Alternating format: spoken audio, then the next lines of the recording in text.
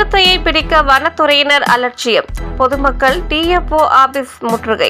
பொதுமக்கள் வருவதை அறிந்த டிஎஃப்ஓ எஸ்கேப்பா. ஈரோடு மாவட்டம் சத்தியமங்கலம் புலிகள் காப்பகத்திற்கு உட்பட்ட ஆசனூர் வனசரக பகுதியில் கடந்த சில மாதங்களாக வனப்பகுதியில் இருந்து வெளியேறிய சிறுத்தை ஆடு, மாடுகள், நாய் உள்ளிட்ட கால்நடைகளை தொடர்ந்து வேட்டையாடி வருவது வாடிக்கையாக உள்ளது. நேற்று மட்டும் 2 கன்றுக்குட்டிகளை தாக்கிக் கொன்றது. மற்றொரு கன்று படுகாயம் அடைந்தது.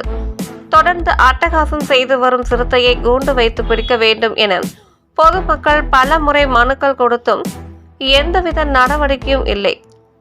நேற்று மாலை ஆத்திரமடைந்த ஆசனூர், அரேபாளையம், ஒங்கல்வாடி உள்ளிட்ட பகுதியை சேர்ந்த பொதுமக்கள் 100க்கும் மேற்பட்டோர் ஆசனூர் டிஎஃப்ஓ ஆபீஸை முற்றுகையிட்டு கடும் வாக்குவாதம் செய்தனர்.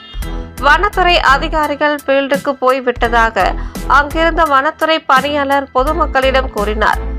அதிகாரிகள் வரும் வரை இடத்தை விட்டு போக மாட்டோம் என காத்திருந்தனர். இருட்டத் தொடங்கியதாலும் அதிகாரிகள் வர தாமதம் ஆகும் என தெரிந்து கொண்ட பொதுமக்கள் கலைந்து சென்றனர். ஜூலை 17 மீண்டும் போராட்டம் நடத்த போவதாக உள்ளனர்.